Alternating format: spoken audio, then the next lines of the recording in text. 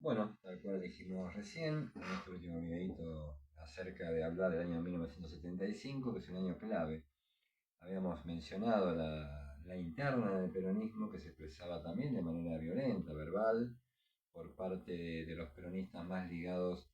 a lo que es la viuda de Perón. Ella es un peronismo mucho más conservador, que ya ni siquiera va cumpliendo o apenas cumple con las pautas históricas del peronismo, lo cual implica que la base social opositora es mucho más amplia dentro de los mismos peronistas contra el gobierno de Isabel. Y en el 75 es un año en el cual va a preanunciar con los grupos de poder económicos en la Argentina, que esto lo trabajaremos brevemente y mejor en clase, aliados curiosamente con el peronismo, comienzan a tomar medidas que luego van a profundizar la dictadura cívico-militar de Martínez Dios, medidas que se van a profundizar durante Carlos Saúl Menem en la década de los 90 y medidas que se van a continuar en el gobierno de Mauricio Macri en la actualidad. Es decir, va apareciendo lo que después se va a conocer como neoliberalismo. El 75 es un año muy violento que preanuncia con muchas acciones guerrilleras. Hay que decir que Montonero, si bien dejó de actuar prácticamente, salvo el hecho de Rucci en el año 73, el ERP continuó actuando contra el ejército y las Fuerzas Armadas durante todo el gobierno peronista. En el 75, tanto Montoneros como el ERP, si Montonero se va a sumar, va a haber muchos enfrentamientos con las Fuerzas Armadas, en lo que tiene que ver comisarías, cuarteles, las fuerzas de seguridad, etc. Y va a haber también un ataque muy fuerte contra el empresariado.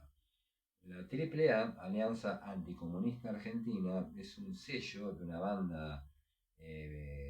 armada, como dije en el otro video, de fuerzas de seguridad en actividad o retiradas, que van a secuestrar gente, guerrilleros o no, guerrilleras o no, y las van a asesinar a plena luz del día en la inmensa mayoría de los casos. Y van a obligar al exilio ya antes de la dictadura gran cantidad de artistas, de gente vinculada con la cultura, directores de teatro, de cine, actores, actrices, cantantes populares, porque para ellos el viejo estigma, ya de la época de Uriburu ya no mencionamos, el golpe del 55, el estigma cuál es en la Guerra Fría, o antes de la Guerra Fría también en el caso de la Argentina, o porque hubo una revolución rusa socialista, o porque hay Guerra Fría, ser comunista es lo peor aparentemente que puede pasar,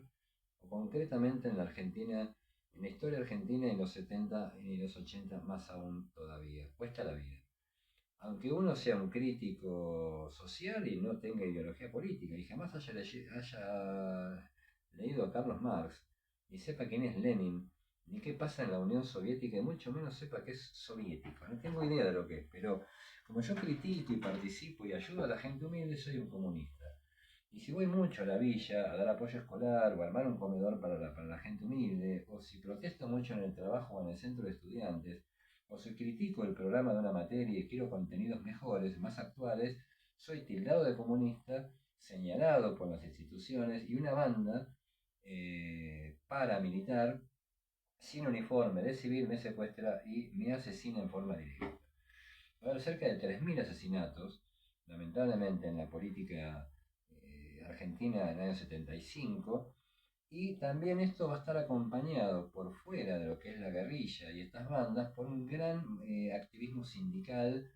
porque hay una gran pérdida de recursos económicos y hay una traición muy fuerte a los planes económicos históricos del peronismo.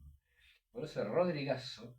llevado adelante por Celestino Rodrigo, ministro de Isabel Perón de Economía, obviamente desplazado José Bergelber de ese cargo al poco tiempo de la muerte de Perón, y su ministro de Bienestar Social, José López Rega, mano derecha de Perón históricamente, como secretario privado y luego de Isabel Perón, es prácticamente el poder detrás del trono, porque José López Rega es el creador de la AAA, la Alianza Anticomunista Argentina, con apoyo de la Policía Federal y de otras fuerzas, como decíamos, del Ejército, de la Armada, etc. Y José López Rega es un poco el líder de esta represión gigantesca que se va a dar no sobre la guerrilla, insisto, que es muy activa y que tiene muchos adherentes, sino sobre cualquier sector de lo que se denomina, así para definirlo, campo popular. El campo popular remite a sectores sociales muy activos, muy dinámicos, muy participativos, muy militantes, que tratan de cambiar la situación, transformarla para mejor en el sentido de la salud, la educación, la parte social, la parte económica. Por eso son asesinados también delegados gremiales o delegados estudiantiles. Este es un año, insistimos, que preanuncia una dinámica muy fuerte, el último golpe militar que se va a dar en América Latina. ¿Por qué? Porque ya toda Sudamérica está gobernada por dictaduras militares. Por lo tanto, detrás de esto, de esta situación social y económica en la Argentina y política, está Estados Unidos también. Estados Unidos acaba de dar un golpe en Chile en septiembre de 73 contra un gobierno electo de características socialistas. Se asesinan al presidente Salvador Allende, y el último país que queda con democracia en Sudamérica es Argentina. Todos los países sudamericanos están gobernados por dictaduras militares. Por lo tanto, menos Colombia y Venezuela, que tienen gobiernos que se llaman así vulgarmente conservadores o de derecha, pero Chile, Perú, Bolivia, Uruguay, Brasil, Paraguay tienen dictaduras militares.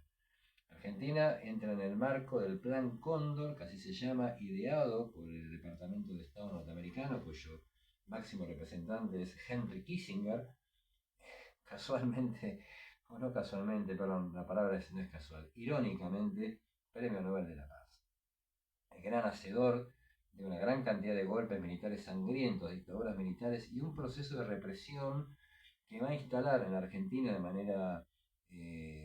cuantiosa en cantidad de víctimas, pero también pasa en el resto de América Latina, el secuestro, tortura y desaparición de militantes populares, que se da en toda Sudamérica y particularmente